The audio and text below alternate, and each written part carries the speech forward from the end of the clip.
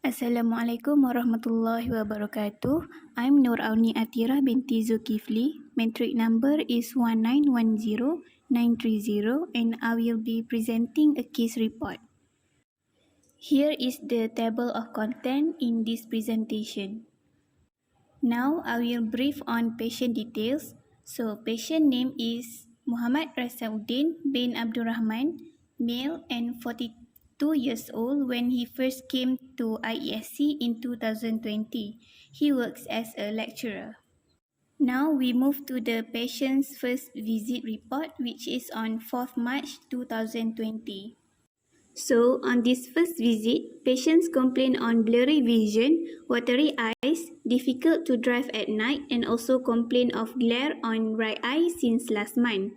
Patient also has been diagnosed with diabetes mellitus since 10 years ago and taking insulin as medication. Patient also undergo general surgery, which is appendectomy on the left side. From the objective findings, I can see that his visual acuity is very poor, which is 360 on both eyes and does not achieve 6/6 even wearing spectacles. And there is no improvement on left eye when pinhole test is conducted. Apart from that, the IOP reading on both eyes is on normal borderline only, and this need to be suspicious. The anterior assessment on his lens shows that the patient is having dense cataract on both eyes, and apart from that, there is also abnormalities recorded on his fundus. There is dark blood hemorrhage less than 20 at 4 quadrants on both eyes, and on the left eye, there are also hard exudates and cotton wool spot recorded. Lastly, this patient is also having large CD ratio, which is 0.7 on right eye and 0.71 on left eye.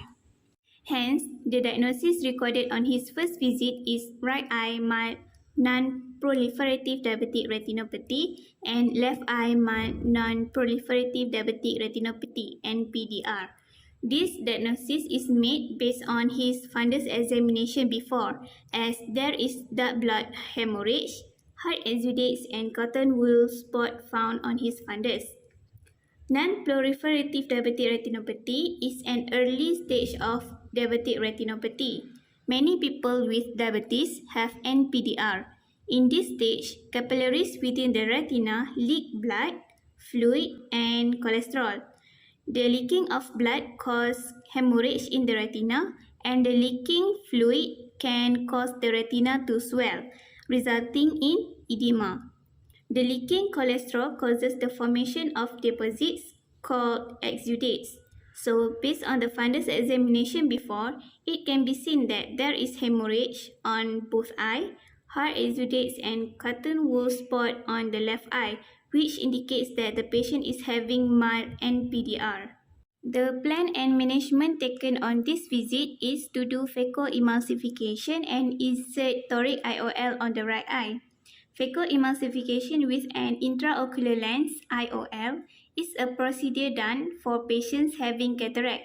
The cataract-affected lens inside the eye is removed, and artificial lens is inserted in its place. This procedure is used to restore vision in patients whose their vision has become cloudy from cataracts. On the other hand, there is no TCA recorded on this visit and no medication given regarding his mild NPDR. Now we move to the next visit, which is post-operation follow-up due to his right eye phacoemulsification. From these objective findings, I can see that his unaided right eye visual acuity is improved from 360 to 6/2 after phacoemulsification procedure is conducted. However, visual acuity on his left eye is still poor, which is 5/60. And apart from that, the IOP reading on his right eye is quite high, which is 25 mm mercury, outside normal limit, but normal IOP reading on his left eye.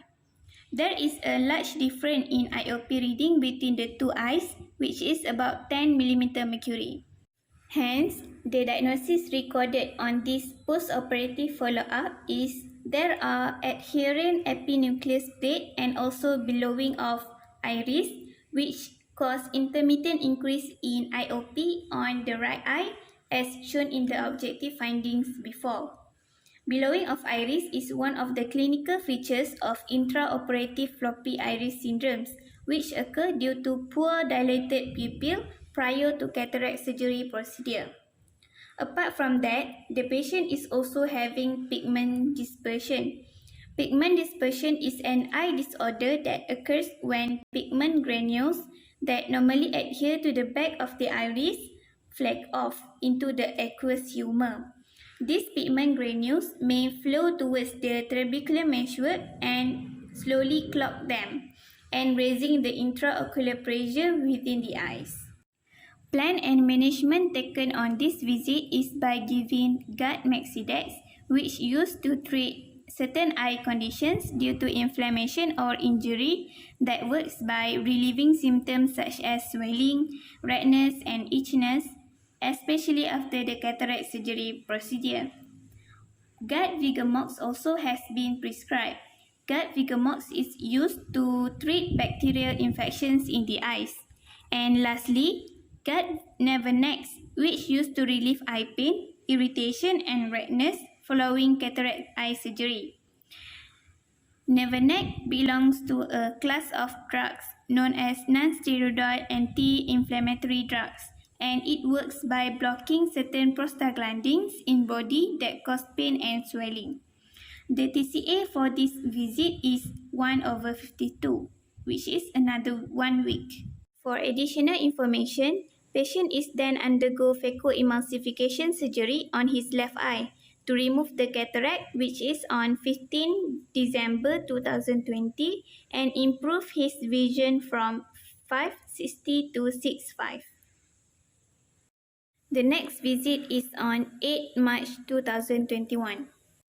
On this visit, I can see that his vision on both eyes has already improved up until 6.5. His IOP is also within normal value. However, his cup-disc ratio is large on both eyes, which is 0.8. Here I attach the OCT findings on this patient's macula, which shows that there is a thickening of macula happen, especially on his left eye. The diagnosis for this visit is both eye having severe NPDR with clinically significant macular edema, CSME. Based on the previous shown OCT findings on patient's macula, it shows that there is a thickening of macula happens, which indicates that patient is having CSME. Apart from that, this patient also have been diagnosed with normal tension glaucoma on both eyes. Normal tension glaucoma is a form of glaucoma in which damage occurs to the optic nerve without eye pressure exceeding the normal range.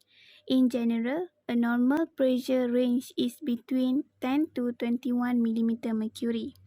This can be seen in the objective findings where his IOP is within normal limit on both eyes, but his cup-disc ratio is large, which is about 0.8 on both eyes. Plan and management taken for this visit is both eyes will undergo pan-retinal photocoagulation, PRP. PRP uses the heat from a laser to seal or destroy abnormal leaking blood vessels in the retina. PRP is done to reduce the risk of vision loss caused by the diabetic retinopathy. It is most often used to stabilize vision and prevent future vision loss rather than to improve vision loss that has already occurred. In addition, PRP also used to treat and prevent further progression of macular edema and proliferative retinopathy. Next, this patient also will undergo intravitreal injection on his both eyes using ranibizumab dose. It is indicated for treatment of diabetic retinopathy in patients with or without diabetic macular edema.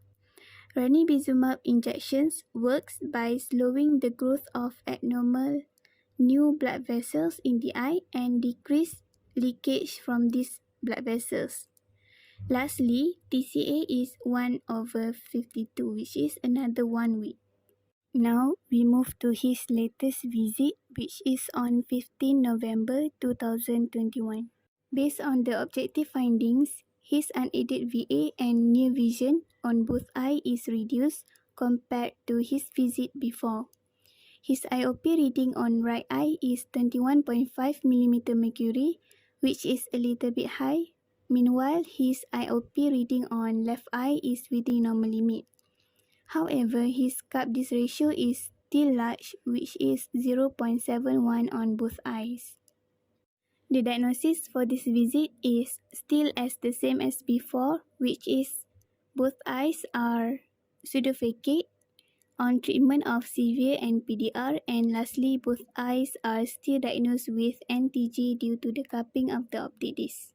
The plan and management taken on this visit is by prescribing guide Travatan on both eyes, which function to reduce elevated intraocular pressure in patients with open-angle glaucoma or ocular hypertension. And lastly, guide Hyalid is also being prescribed to this patient. The TCA is 4/12, which is another 4 months. To conclude, the overall diagnosis for this patient is both eyes pseudophakic, both eye having severe NPDR with CSME, and also both eye having NTG. In my opinion, phacoemulsification procedure on both eyes has successfully improved his vision.